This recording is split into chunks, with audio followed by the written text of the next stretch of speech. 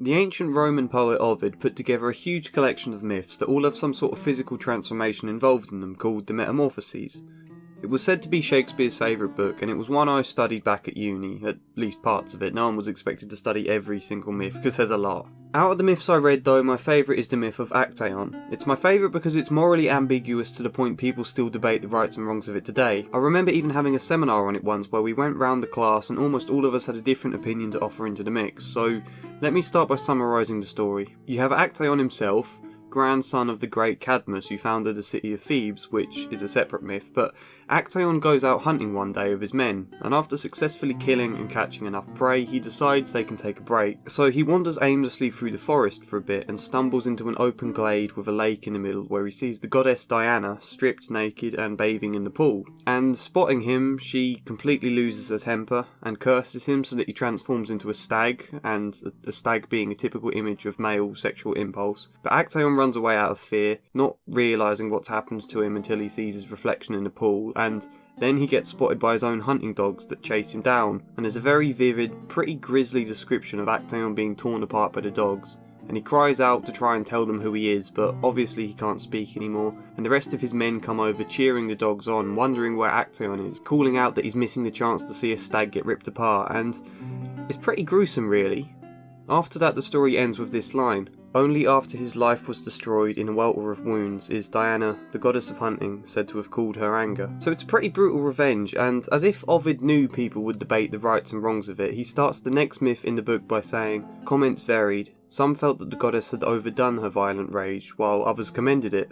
Worthy, they said, of her strict virginity.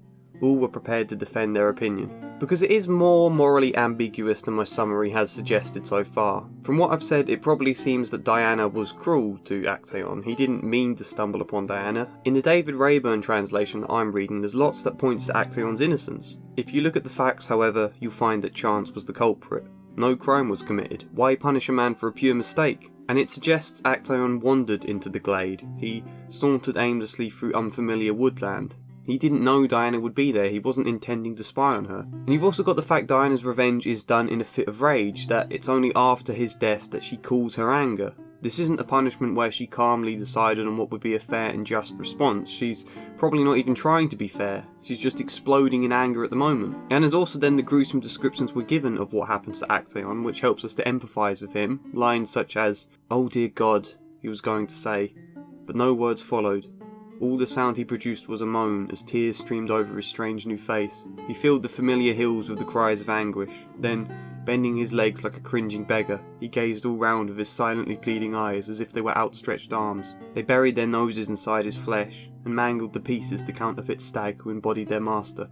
In that sense, Actaeon's punishment is thoroughly undeserved. While spying on a naked person is obviously a bad thing, it's hard to argue it merits a tortuous death, especially when Actaeon didn't even mean to spy on her. But then again, let's consider Diana's position. She didn't know Actaeon came there by accident. This is her glade in the woods, which I guess means Actaeon is technically trespassing on sacred ground. But it's her space, meant for her, that other people don't normally enter. Therefore, seeing someone who does enter, she might think he did it on purpose. Obviously, we'll consider the severity of her punishment in a minute, because what she does is very severe, but just the fact she wants revenge and feels so angry in the first place. Can we understand that more if we suppose she thought Actaeon was spying deliberately? What she does happens in a fit of rage after all. She might have been a bit more forgiving if Actaeon had explained it was an accident. She might have felt guilt after her anger cooled. Would that change your opinion of her at all? Does it justify some of her actions, the fact she thought he was spying deliberately? That maybe it's then simply bad luck, she didn't realise the truth. As the introduction itself stated, chance was the culprit. Maybe you'd say no to all that because of how incredibly severe the punishment is, but what about if Actaeon had actually been spying deliberately?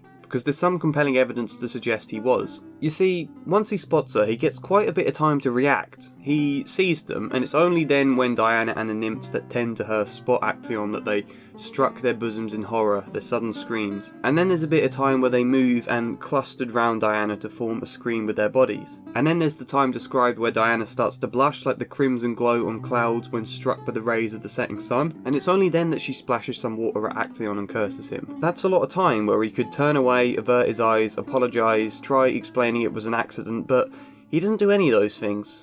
There's no mention of him doing anything other than standing there, and the fairly vivid descriptions we get of how Diana blushes like a crimson cloud and how the nymphs strike their bosoms and crowd round and everything. The fact it's so vivid suggests he's standing there, taking it all in, maybe even gawping. Does that change things? Even if it was an accident he happened to stumble into the glade, he's just stood there gawping rather than averting his eyes. Also the fact Diana is sitting in the middle of this pool and yet is able to still splash him with the water from there. So he must have walked up pretty close to the pool to be near enough for that. And let me go one step further, because before Actaeon reaches the pool, while he's still out hunting, we're given a description of the pool and of Diana to kind of set the scene for what's about to unfold. Ovid tells us to picture a valley dense with pine, a babbling spring with a thin translucent rivulet widening into a pool ringed round by a grassy clearing. And then it describes Diana coming to bathe her virginal limbs in the clear, clean water. And it describes her stripping off her dress, removing her boots. One of the nymphs gathered up her locks that were billowing over her mistress's neck in a knot. And it all sounds a bit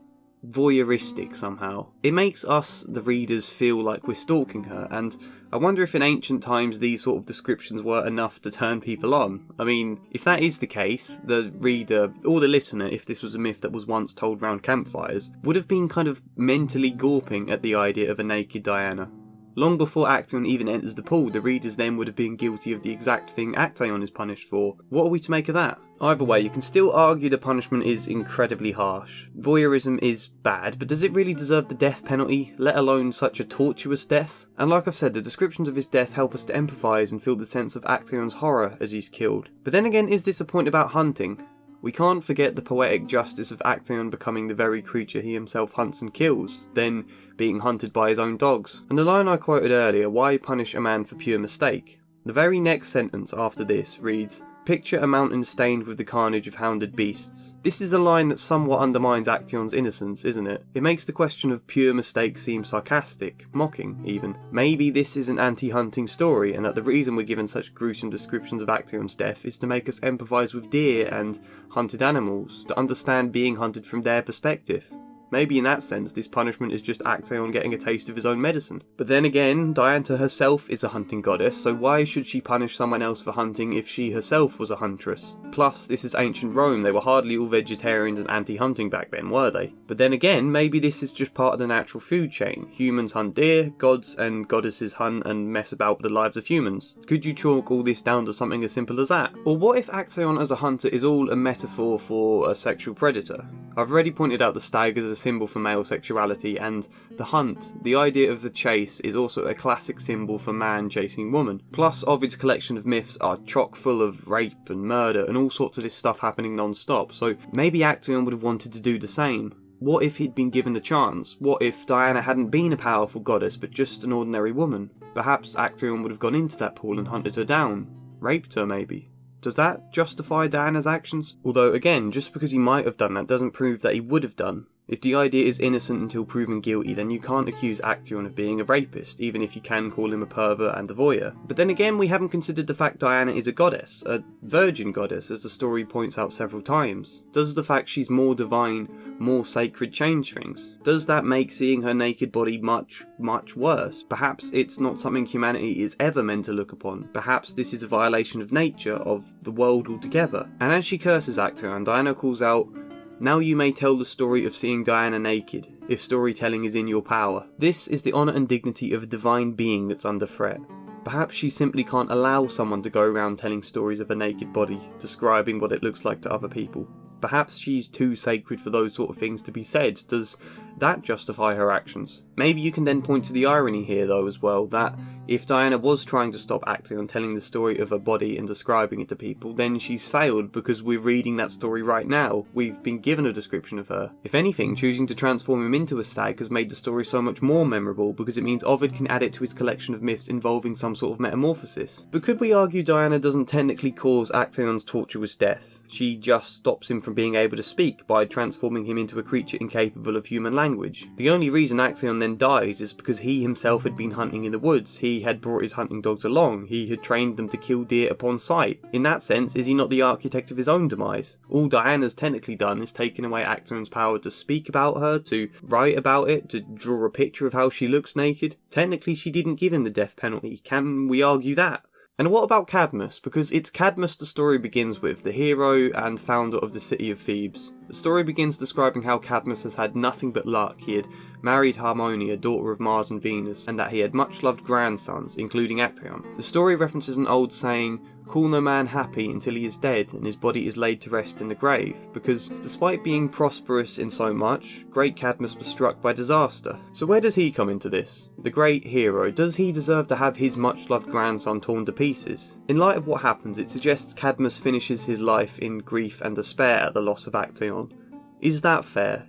That great Cadmus should suffer tragedy in his family? But then again, why should fairness come into any of this in the first place? The narrator mentions chance as being the culprit, that it was all fate. It was fate Actaeon happened to walk into the glade just when Diana happened to be stripped naked, and she just happened to completely lose her temper and not understand. Perhaps that is cruel, but fate is fate. Fate has been cruel to all the creatures that were born dear and were already torn apart by Actaeon's hunting dogs before now. Has fate not been cruel to them? But then again, if we're meant to conclude it's all just fate, why does Ovid end the myth talking about the fact people will debate it for years to come? And the fact is, the twists and turns of this debate could keep going for a lot longer.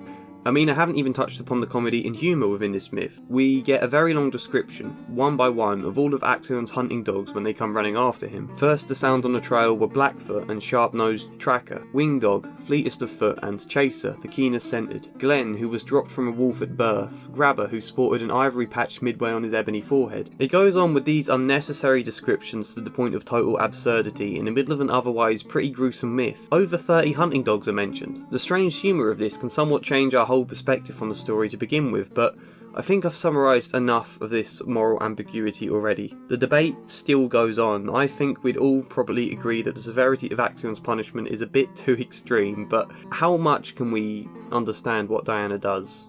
How much of it is justified? How much of Actaeon is justified?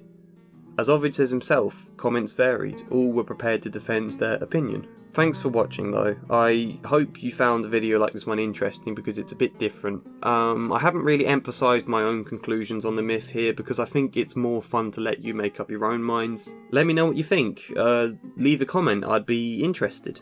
Otherwise, like the video if you liked it, subscribe if you fancy sticking around, and hopefully see you next time.